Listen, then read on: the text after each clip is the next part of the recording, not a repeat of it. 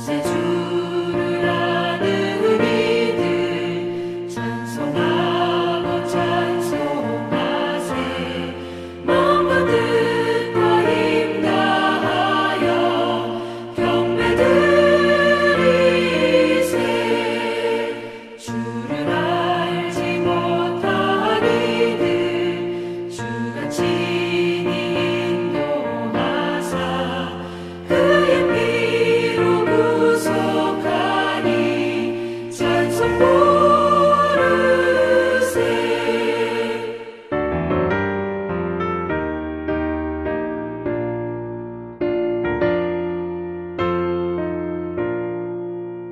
약한 사람 도움받아 시험 중에 참게 되니 모든 죄를 이길 힘은 믿음뿐이라. 진리 되신 우리 주는 영원토록 변함없네. 성도들아 주를 믿어 길이 섬기세.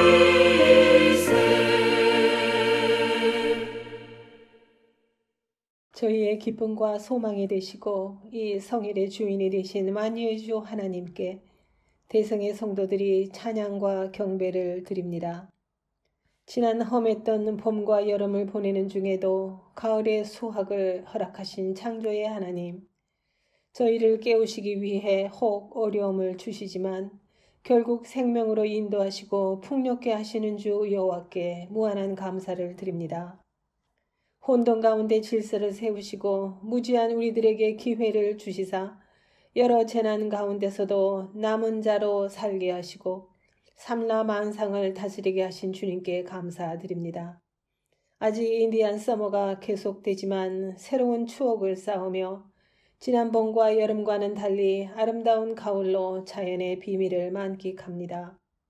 이 시간 잠시 회개의 기도를 드리옵기는 이렇게 기쁨에 겨울 때 우리는 하나님을 잊기 쉬웠습니다. 몸과 영혼을 능히 지옥에 멸하시는 자를 두려워하기보다 몸만 해칠 전염병을 피하려고 열심히 손을 씻고 마스크도 했습니다. 저희를 영생으로 인도하실 창조주와의 만남은 얼마나 자주 했을지요. 전염병 예방, 전 인류의 생존을 위해 중요한 것 절대 부정하지 않습니다. 그러나 우리의 영생이 하나님의 계획이며 우리의 최종 목적일진데 저희가 잠시 혼동하지 않았나 질문하며 이 시간 회개합니다. 국률이 보시고 용서하여 주시옵소서. 주여, 우리 조국의 방역 수준은 차원이 높습니다. 인천공항의 수준은 더 놀랍습니다. 전염병으로부터 자유를 얻기 위한 정부의 노력을 실감합니다. 소망을 잃지 않고 남은 자가 되려는 성실한 노력을 배웁니다. 그러나 미 동부와 유럽은 아직도 헤어나지 못하고 자유분방이 그들의 걸림돌이오니 오늘의 방종이 희망찬 내일을 보장하지 못함을 깨우쳐 주시옵고 그들을 국률이 보시사 도와주시옵소서. 이제 다음 주일에 야외 예배를 계획하오니 하나님의 임재를 체험하고 신령과 진정의 예배가 되게 하시옵소서. 우리 목사님 저희를 위해 깊은 성찰로 말씀을 준비하셨습니다. 하나님께서 특별히 들려주신 진리의 말씀으로 저희의 심령을 채워주시사 이 가을의 고도는 풍성한 은혜의 예배가 되게 인도하여 주시옵소서. 2020년에 허락하신 신앙의 터널을 저희는 지나고 있습니다. 저희가 알고자 하는 하나님의 계획을 밝히 알고 확실한 길을 가게 하시고 봄과 여름의 환란 중에 남겨진 자로서 풍성한 영적 성장을 이루게 하시옵고 온 자연의 수확도 아울러 거두게 하시옵소서. 가을에는 기도하게 하소서. 낙엽들이 지는 때를 기다려 내게 주신 겸허한 모국어로 나를 채우소서. 어느 시인의 가을의 기도가 생각납니다. 겸허한 모국어, 영혼의 기도이라 믿습니다. 예배를 위해 수고하신 목사님과 여러 성도님들의 헌신에 감사드리오며 예배 시종을 주님께 의탁하옵고 또한 주님 홀로 영광 받으시기 간구하오며 모든 성도들의 개인 기도와 함께 이 시간 이 대예배의 기도를 우리의 영원한 목자 예수님의 이름으로 기도합니다. 아멘.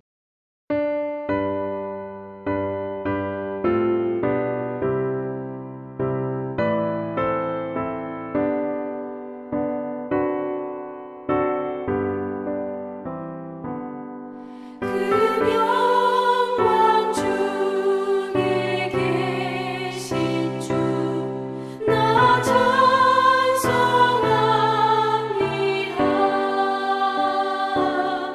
영원히 계신 주 이름 나 찬송합니다.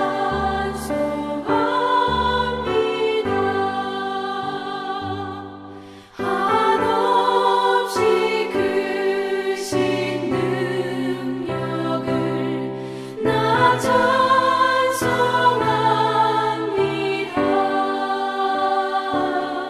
참되고 기쁜 거냐 나 찬송합니다.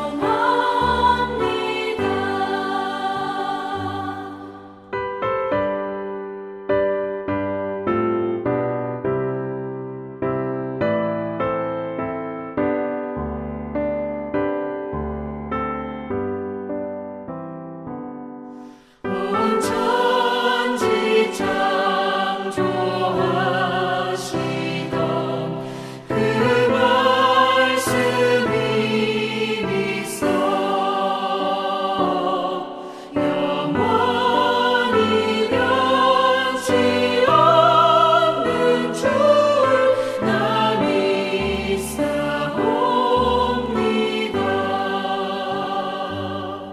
그 온유하신 중성 날 불러주시고 그 품에 품어주시니 나 찬송합니다.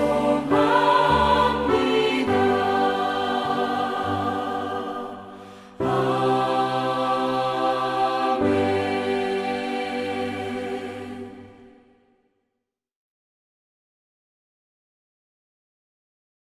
10월 세 번째 주일입니다. 오늘도 예배하는 모든 분들에게 성령의 역사, 하나님의 말씀의 역사가 충만하기를 원합니다. 오늘 저에게 허락하신 말씀은 사도행전 6장 1절에서 7절까지의 말씀입니다. 같이 말씀을 한 절씩 읽겠습니다.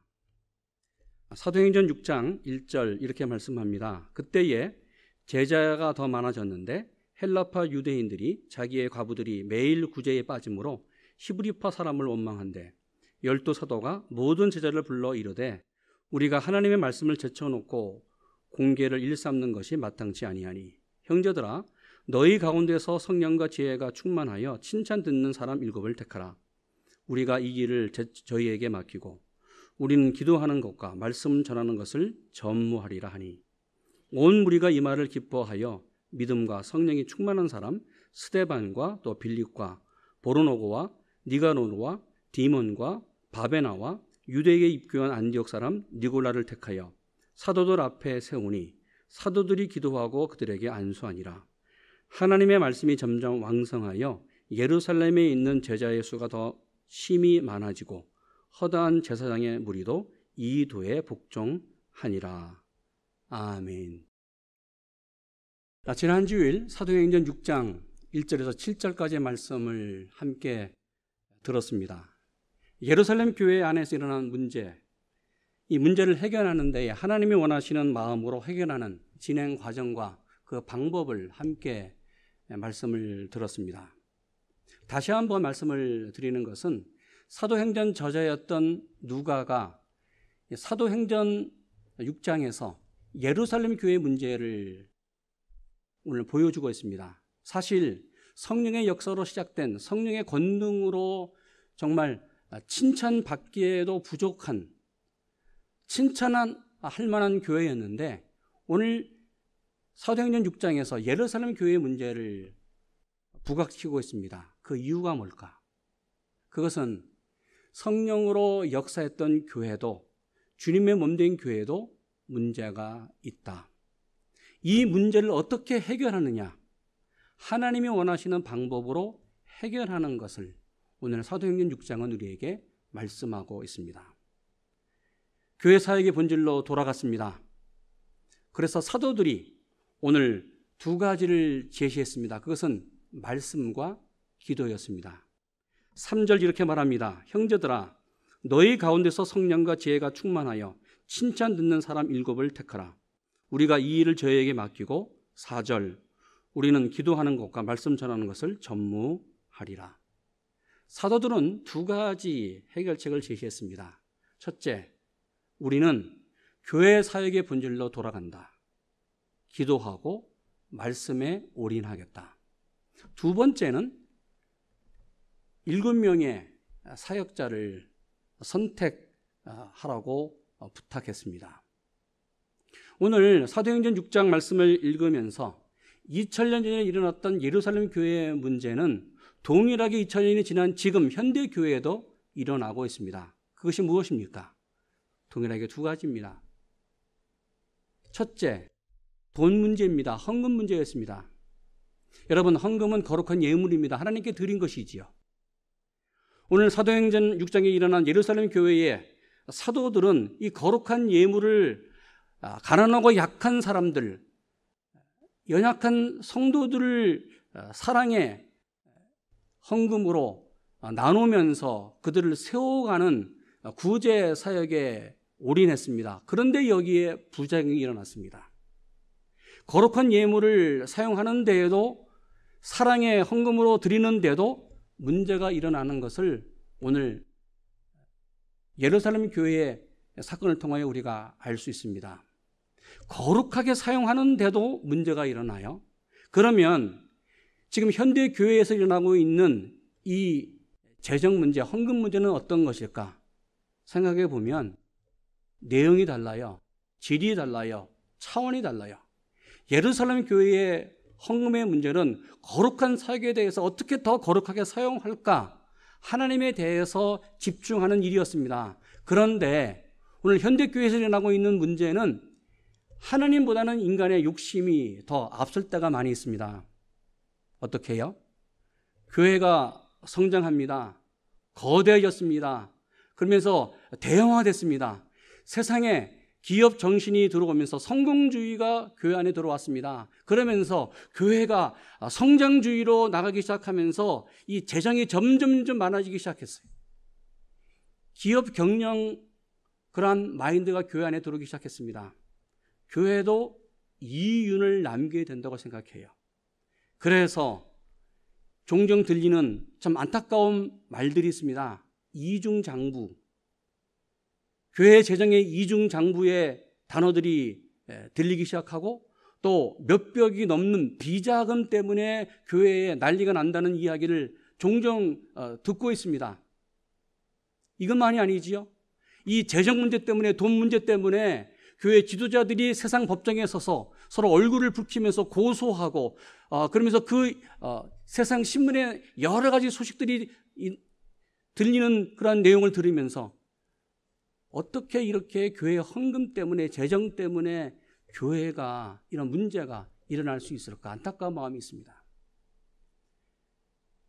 지금도 많은 교회는 교회 헌금에 대해서 두렵게 떨림으로 하나님 앞에 드리고 사용하면서 정말 선교와 전도와 구제에 대해서 사역을 담당하는 교회가 있습니다. 그런데 문제는 일부 교회가 이 헌금을 거룩한 예물로 사용하지 않고 한 개인의 이탈로, 인간의 욕심으로 사용하면서 교회 전체가 비난을 받는 일들을 우리는 경험합니다. 그러게 설교에는 저 자신, 목사로서 안타까운 마음이 있고 정말 하나님 앞에 거룩한 예물, 헌금을 하나님이 원하시는 그러한 내용으로 사용해야 된다는 것을 결단하며 기도합니다. 또 어떤 문제가 생겼습니까? 그것은 지도자를 세우는 선택의 문제였습니다. 지금도 교회에서 직분을 세워갑니다. 장로로, 권사로, 집사로. 그런데 세상 생각이 들어오기 시작하는 거예요.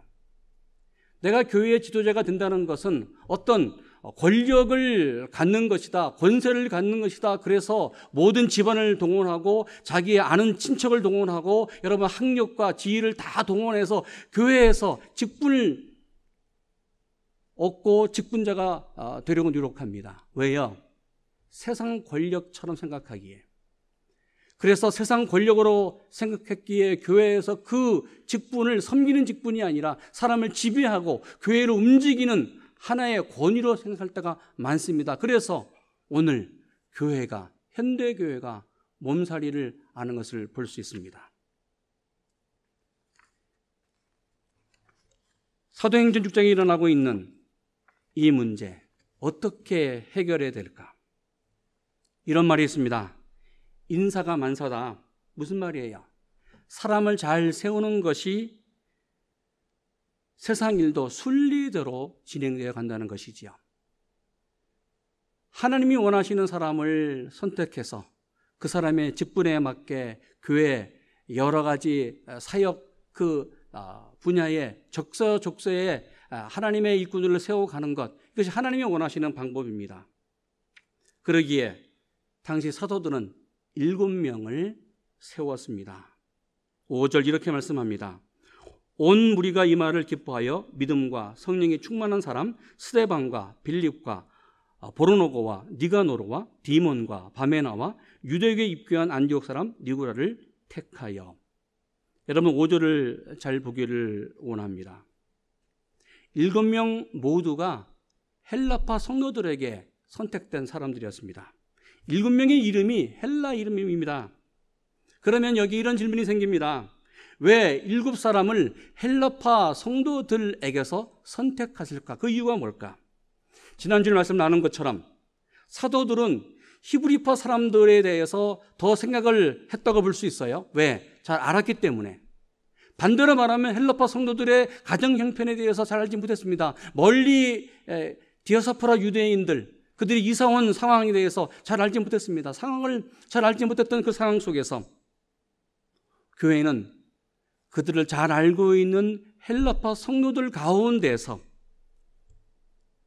7명의 사역자를 뽑았습니다. 왜요?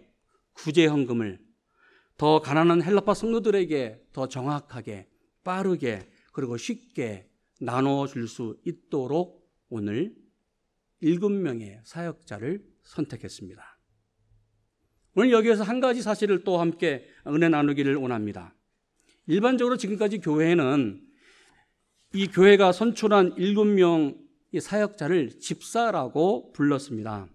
저도 지난 주일 집사라고 말했습니다. 그런데 사도행전 6장을 잘 보시면 6장에 집사라는 단어가 없습니다. 교회가 일반적으로 이 7명을 집사라고 말한 것은 2절 내용에 대한 유추 해석이었습니다. 2절 이렇게 말합니다. 12사도가 모두 제자를 불러 이르되 우리가 하나님의 말씀을 제쳐놓고 공궤를 일삼는 것이 마땅치 아니하다. 공궤라는 단어는 접대한다는 단어입니다. 이 단어는 헬라어의 2가지 단어가 함께 합성되었습니다. 디아코네인, 트라페제이스라는 단어입니다. 이 드라코네인 단어는 먼지가 일어나도록 열심히 봉사한다. 어디에서? 드라페자이스, 테이블 위에서. 그러기에 사도들은 테이블 위에서 먼지가 날도록 열심히 봉사했습니다. 그런데 이 디아코네인 이 단어에서 디컨, 집사라는 단어가 나왔습니다. 그러기에 교회는 이 디아코네인 단어에서 디컨, 집사의 사역을 담당했던 분들이다. 그래서 우리 미국 장로교회는 집사를 말할 때에 구제와 동정, 구제와 연민의 사역으로 함께 사랑을 나누는 사역을 담당하는 직분이 집사라고 정의하고 있습니다. 오늘 집사라는 단어는 또 사도행전 1장 8절을 보시면 이렇게 말하고 있습니다. 이튿날 떠나 가이사에 이르러 7 집사 중 하나인 전도자 빌립의 집에 들어가서 머물렀다. 사도행전 21장 8절은 7 집사 중에 하나였던 빌립이라고 오늘 말씀합니다. 그런데 또 헬라어 원문을 보면 여기에도 집사라는 단어가 없습니다. 전도자 빌립의 집에 들어갔다. 그러기에 엄밀하게 말하면 7명의 사역자들, 구제 사역을 담당하는 하나님의 거룩한 일을 봉사하는 분들이었습니다. 이 7명을 예루살렘 교회는 선택했습니다. 여러분, 그 기준이 뭐예요? 하나님이 원하시는 교회 사역자로 선택했는데 그 자격, 그 기준이 무엇일까? 교회 사역자를 세우는 데에는 세상 기준과 그 자격이 다릅니다. 여러분, 세상에서는 학벌이 중요합니다. 어느 대학을 나왔느냐, 어떤 학위를 갖고 있느냐가 중요합니다. 그러나 교회에서는 이것이 중요하지 않습니다. 세상에서는 어떤 배경을 갖고 있느냐, 어떤 능력을 갖고 있느냐, 아니 더 물질이 얼마큼 있느냐, 이것을 따지고 이것을 중요하게 여깁니다. 그러나 교회에서는 이것이 중요하지 않습니다. 세상에서는 경력이 중요합니다. 지금까지 어떤 일을 해왔느냐, 그가 어떤 경력을 갖고 있느냐에 따라서 그가 더 높은 주위에 올라갑니다. 그러나 교회는 이것도 중요하지 않습니다. 여러분 한번 생각해 보십시오. 예수님의 12제자, 이분들이 산호세에 있는 구글 회사에 취직하기 위해서 면접 시험을 봤다. 이들이 면접에 다 합격했을까? 여러분, 그렇지 않다고 생각합니다. 경력도, 학력도, 여러분, 능력도 부족한 제자들이었습니다. 그런데 예수님은 이렇게 부족한 사람들을 택했습니다. 그리고 하나님의 방법으로 그들을 세웠습니다. 그래서 이 제자들을 통해서 바로 세상이 뒤집어지는 하나님의 놀라운 역사가 일어났습니다. 그렇다면 성경이 말씀하고 있는 하나님이 원하시는 사역자의 자격, 그 기준이 무엇일까? 3절 다시 읽습니다. 같이 읽습니다. 형제들아, 너희 가운데서 성령과 지혜가 충만하여 칭찬 듣는 사람 7을 택하라. 첫째, 성령이 충만한 사람이었습니다. 여러분, 성령이 충만한 사람, 성령의 충만함으로 사는 것은 어떤 것일까? 그것은 하나님의 마음으로 살아가는 삶입니다. 성령은 하나님의 영입니다. 그러기에 하나님의 영이 내 안에 들어와서 하나님의 마음으로 살아가는 것이 성령 충만한 사람입니다. 여러분, 성령 충만함은 내가 예배를 통해서, 말씀을 통해서 하나님이 영이 내 안에 거하면서 하나님과 함께 교제하면서 살아가요. 하나님을 만나는 기쁨으로 사역하면서 하나님과 함께 동행하며 살아가는 것, 그래서 성령의 인도함으로 살아가는 삶이 성령 충만한 삶입니다. 이때 성령의 열매가 나타나기 시작합니다. 선교와 전도와 구제와 봉사에 예수님의 사랑의 열매가 맺힐 줄로 믿습니다. 둘째, 지혜가 충만한 사람이었습니다. 3절, 형제들은 너희 가운데서 성령과 지혜가 충만하여. 여러분, 지혜와 지식은 다릅니다. 지식은 세상에서 배우는 거예요. 우리가 학교에 가서 배우는 거예요. 학문으로 배우는 거예요. 얻은 정보를 통해서 배웁니다. 우리는 지금도 일평생 배우고 있습니다. 학교에서 배웁니다. 사회에서 배웁니다. 왜요? 지식은 우리에게 편리함을 줍니다. 저는 지금도 배우고 있습니다. 전화를 사용하면서 전화를 통해서 여러 정보를 수집하면서 새로운 지식들을 배우고 있습니다. 아니, 이것만이 아닙니다. 컴퓨터를 통해서 수많은 정보들을 새롭게 매일매일 습득하고 배우고 있습니다. 우리는 지금 예전에 경험할 수 없었던 새로운 지식들을 배우고 있습니다. 정말 새로운 기술 문명 속에서 살고 있습니다. 매주일 주일 성경 공부를 줌을 통하여 지역 사도회별로 하고 있습니다. 이것만이 아니지요. 한 달에 한 번 금요일 저녁에 전체 성도들이 모여서 줌으로 전교인 기도회를 하고 있습니다. 이것만이 아닙니다. 수많은 모임들이 지금 한국이나 미국이나 여러 지역에서 줌으로 많은 정보들을 서로 나누면서 이야기를 하고 있습니다. 사실 이런 기술은 10년 전, 20년 전에는 상상할 수 없었던 새로운 기술입니다. 그러나 성경이 말씀하고 있는 지혜는 세상 지식과 다릅니다. 지혜는 위로부터 나는 것이다 말씀합니다. 그래서 이렇게 야고보서 3장 16절 말씀합니다. 오직 위로부터 난 지혜는 첫째 성결하고 다음에 화평하고 관용하고 양순하며 긍휼과 선한 열매가 가득하고 편법과 거짓이 없다고 말씀합니다. 하늘로부터 나는 지식, 하나님께서 주시는 지혜가 무엇일까? 그것은 하나님의 마음을 알고 하나님의 마음으로 사는 것이에요. 성령의 역사로 하나님의 마음을 아는 것이 지혜라고 성경은 말씀합니다. 여러분, 지혜로운 사람은 거룩합니다. 성결합니다. 그래서 늘 선한 것을 추구해 가요. 하나님이 원하시는 선한 것이 무엇일까를 고민하면서 선하게 살아갑니다. 그러면서 화평하고 사랑하며 용서하는 사람입니다. 그래서 관용하지요. 사람의 잘못을 이해해 주면서 그럴 수도 있겠다. 저 사람이 실수한 것, 그렇지. 지혜가 부족해서 그래. 사랑이 부족해서 그래. 그래서 그를 위해서 더 기도해 주는 넓은 마음으로 사랑하는 것이죠. 잘못을 들춰내는 것이 아니라 그 약점을 감싸주면서 그를 위해서 기도해 주는 은혜의 사람이 바로 지혜 있는 사람입니다. 하나님의 마음으로 가득하는 것.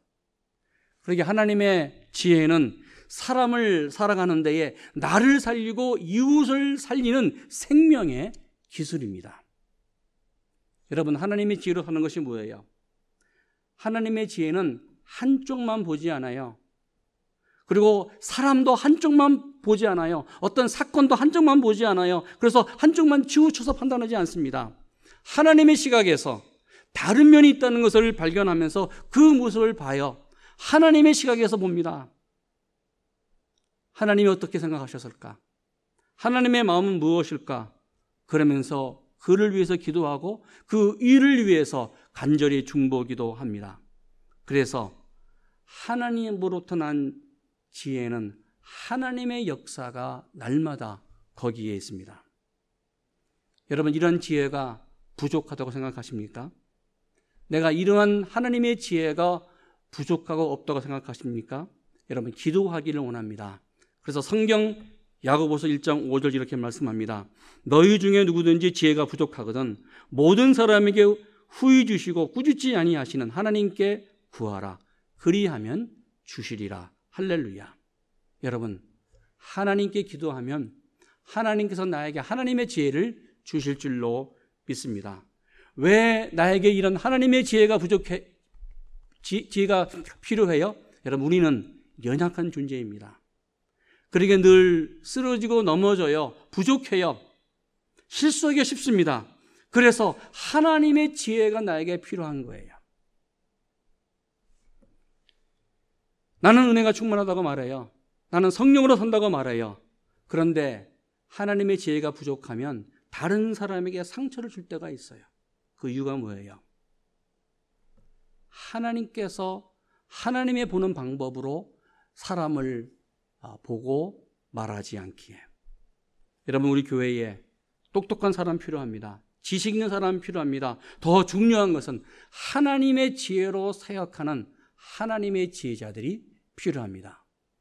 저희가 내년도 2021년부터 장로로 그리고 권사로 집사로 사역하는 사역자들을 저희가 기도하면서 공천하고 있습니다. 정말 저희 교회에 성령이 충만하며 하나님의 지혜가 충만한 사역자들이 선출되며 또 이분들을 통하여 하나님의 교회가 부흥되기를 축원합니다. 세 번째, 하나님이 원하시는 그 자격 기준이 무엇일까? 그것은 칭찬받는 사람이었습니다. 3절 이렇게 말씀합니다. 형제들아, 너희 가운데서 성령과 지혜가 충만하여 칭찬 듣는 사람 7을 택하라. 여러분, 누가 칭찬을 받습니까? 성령이 충만하며 지혜가 충만한 사람이 칭찬을 받습니다. 무슨 말이에요? 다른 사람들이 이런 사람들의 신앙과 인격을 인정한다는 것이지요. 여러분, 세상에서 연기를 잘하면 인기가 있습니다. 그러나 칭찬받기는 어렵습니다. 세상에서 기분으로 정말 기분파로 살면 인기를 얻습니다. 그러나 칭찬받기는 어렵습니다. 무슨 말이에요? 칭찬은 내 삶이 정말 인격이 변하고 신앙으로 살아갈 때에 칭찬을 받는다는 것이지요. 3절을 다시 보기 원합니다. 형제들아, 너희 가운데서 성령과 지혜가 충만하여 칭찬 듣는 사람 7을 택하라. 우리가 이 일을 저에게 맡기고 말씀했습니다. 성령과 지혜가 충만한 것은 칭찬 듣는 조건입니다. 성령과 지혜가 충만해서 하나님에게 칭찬받고 사람에게 칭찬받는 그러한 우리가 되기를 원합니다. 저는 이 말씀을 묵상하면서 내 스스로 이렇게 질문해 봤습니다. 나는 사람들에게 칭찬을 받고 있는가? 아니, 나는 하나님께 칭찬을 받고 있을까? 여러분, 칭찬이 뭐예요? 사람들이 인정해 주는 거예요. 저분은 정말 그리스도인이다. 하나님이 인정해 주는 거예요. 그래, 너는 정말 내 아들이다.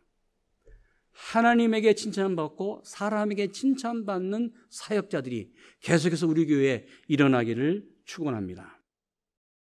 저희 교회 성경공부 인도자 모임에서 어떤 분이 이런 말씀을 했습니다. 한국에서 미국으로 유학을 가는 데에 어떤 한 학생이 자신의 교수에게 추천을 부탁을 했습니다. 저도 종종 추천을 요청을 합니다. 그래서 추천서를 써주는 경우가 있습니다. 여러분, 추천을 할 때에 그분의 장점과 단점 모든 것을 있는 그대로 씁니다. 학생이 미국 대학에서 공부를 하면서 박사학위를 받고 싶어요. 그래서 자신의 교수 유명한 스승에게 추천서를 부탁했습니다. 이 교수가 각 학생을 바라보면서 자기 제자를 사랑하는 제자를 바라보면서 어떻게 쓸까? 이 사람의 장점과 단점 또 자기가 알고 있는 모든 것을 쓰려고 했습니다. 그런데 이분이 이런 생각을 했습니다. 이거 중요하지 않다. 정말 내가 보증해 준다. 그래서 한 문장으로 이렇게 썼습니다. He is okay. 무슨 말이에요? 이 사람은 모든 곳에서 오케이. 내가 보증한다. 나와 같은 사람이다. 내가 칭찬할 수 있는 사람이다. 내가 인정할 수 있는 사람이다. 모든 곳에서 오케이. 그래서 그 제자가 그 교수의 추천서 때문에 학교에 들어가서 공부를 하고 전 장학생으로 박사학위를 받았다는 이야기를 들었습니다. 이 말을 들으면서 이런 생각을 해봤습니다. 나는 성도님들에게 우리 목사님은 오케이. 우리 목사님은 오케이. 가정에서 내 남편은 오케이. 자녀들에게 우리 아빠는 오케이. 아니, 하나님께 한태진은 오케이. 이렇게 인정을 하실까? 이렇게 인정을 받을까? 여러분, 하나님이 원하시는 사역자는 내가 만나는 사람에게 He is okay. 아니, 하나님께 He is okay. 하나님이 인정하시고 칭찬받는 우리 되기를 축원합니다. 예루살렘 초대교회는 3가지 조건을 갖춘 사역자들을 선택했습니다. 그 후에 사도들이 이들에게 안수했습니다. 그러면서 7사람들이 세워졌습니다. 예루살렘 초대교회에 어떤 역사가 일어났을까? 7절, 6절 이렇게 말씀합니다. 하나님의 말씀이 점점 왕성하여 예루살렘에 있는 제자의 수가 더 심히 많아지고 허다한 제사상의 무리도 이도에 복종하니라. 할렐루야. 말씀의 부흥이 일어났습니다. 제자의 수가 더 많아졌습니다. 말씀이 왕성해졌습니다. 이 말씀이 왕성해졌다는 이 말은 황소가 뒷발을 차며 나가는 그러한 내용으로 움직여 나갔다는, 정말 힘차게 교회가 말씀으로 확장해 나갔다는 것이지요. 여러분, 하나님의 말씀이 꿈틀거리면서 교회가 더 강하게 부흥해 나가기 시작했습니다. 더욱 놀라운 결과가 일어났습니다. 7절. 하나님의 말씀이 점점 왕성하여 예루살렘에 있는 제자의 수가 더 심히 많아지고 허다한 제사장의 무리도 이 도에 복종하니라. 할렐루야. 예루살렘에 있는 제자의 수가 더 많아졌습니다. 놀라운 사건은 제사장들이 예수님을 믿고 예수님 앞으로 돌아왔다는 것이죠. 교회 안으로 돌아왔다는 것입니다. 초대 교회 전성에 의하면 당시 예루살렘에 8,000명이 제사장이 살았다고 합니다. 많은 사람들이 살았습니다. 그런데 이 제사장들이 예수님을 믿고 교회로 돌아왔습니다. 이것은 기적 가운데 기적입니다. 여러분 생각해 보십시오. 당시 제사장들은 예수님을 십자가에 못 박혀 죽었던 그룹들이었습니다. 예수님을 적대했던 세력이었습니다. 교회를 박해했던 세력이었습니다. 그런데 이들이 예수님을 믿고 교회로 돌아왔습니다. 저는 우리 교회에 이런 기적의 일들이 일어나기를 소망하고 일어날 줄로 믿습니다. 어떻게 해요? 말씀과 기도로 교회가 다시 돌아갔을 때에, 교회의 본질로 돌아갔을 때에 하나님이 원하시는 거룩한 사역자들이 세워져서 하나님의 말씀이 흥황할 때에 이런 놀라운 역사가 우리 교회 안에 일어날 줄로 믿습니다. 뿐만 아니라 내 삶에, 우리 가정에 하나님께서 정말 놀라운 기적으로 말씀이 흥황해 나가는 그러한 삶, 가정이 될 줄로 믿습니다. 오늘도 이 말씀에 의지해서 정말 예루살렘 교회처럼 말씀과 기도에 전무하며 하나님이 원하시는 거룩한 사역자들이 계속해서 일어나는 아름답고 거룩한 교회가 되기를 주님의 이름으로 축원합니다. 기도하겠습니다. 하나님 감사합니다. 예루살렘 교회 그 말씀으로 오늘도 은혜를 받습니다. 하나님, 다시 교회의 본질로 돌아가게 하시고 교회 사역의 본질로 돌아가게 하여 주시옵소서. 말씀과 기도가 날마다 있는 교회, 말씀의 사역과 기도의 능력이 일어나는 교회, 거룩한 사역자를 세우는 교회, 성령이 충만하며 사람들에게 칭찬받으며 하나님의 지혜로 충만한 사역자들이 계속 일어나는 교회가 되게 하여 주시옵소서. 그래서 말씀이 날마다 왕성해지는 교회, 우리의 가정 한 사람 한 사람 되게 하여 주시옵소서. 예수님의 이름으로 기도했습니다. 아멘.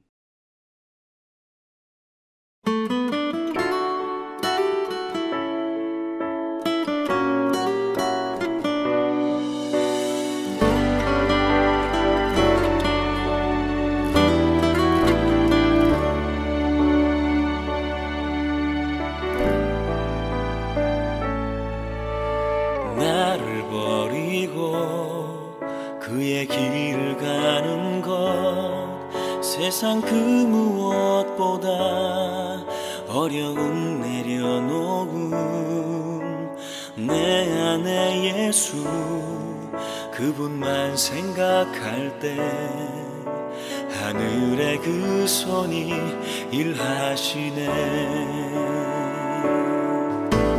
그분의 마음, 그분의 시선, 그분의 원하심은 내 맘에 두는 것. 십자가 그 길 그곳에 나설 때에 주님 나를 통해 일하시네.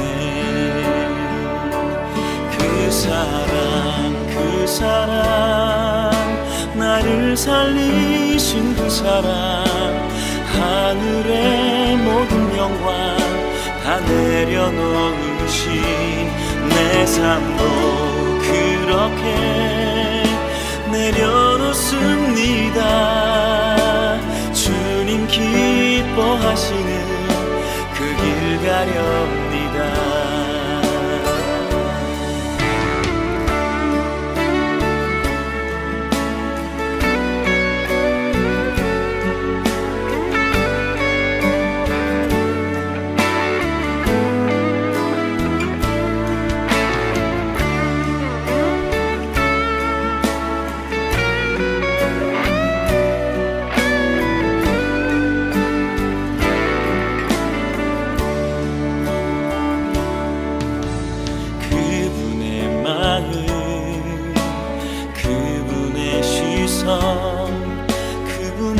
원하심을 내 맘에 두는 것 십자가 그 길 그곳에 나설 때에 주님 나를 통해 일하시네.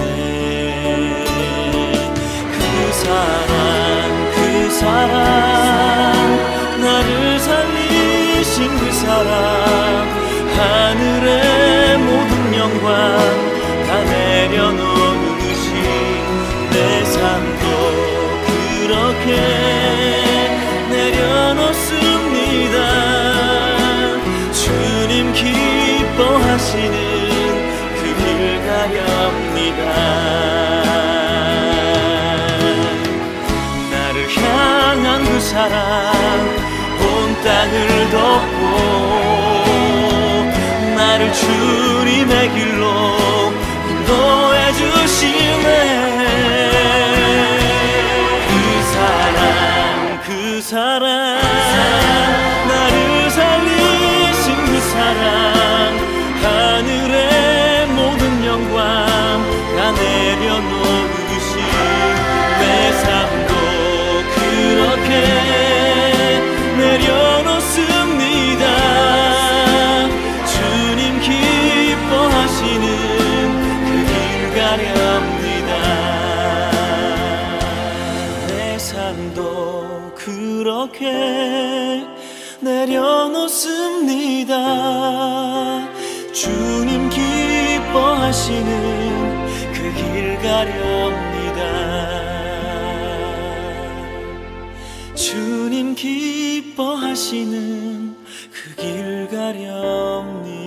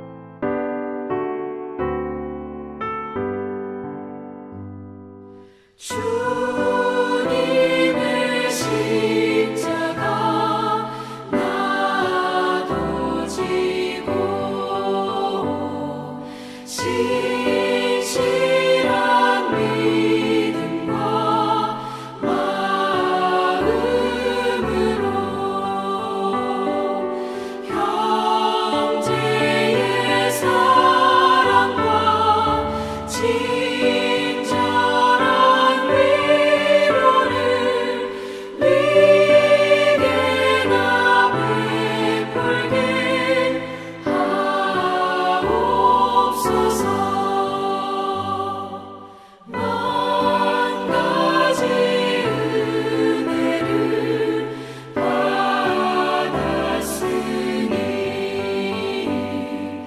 내 평생 슬프나 즐거우나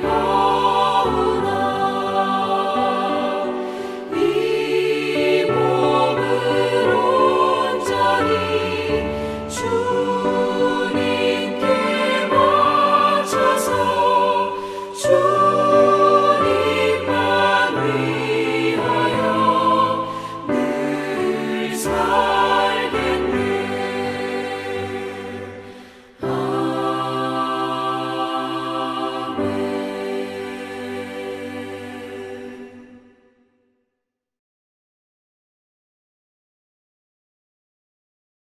이제는 우리 주님 예수 그리스도의 은혜와 하나님 아버지의 지극하신 사랑하심과 성령님의 내주하심과 교통하심이 하나님의 사역자로 하나님이 원하시는 귀한 사역자로 나가는 당신의 백성들 머리 위에 이제부터 영원토록 함께 하시기를 간절히 축원하옵나이다.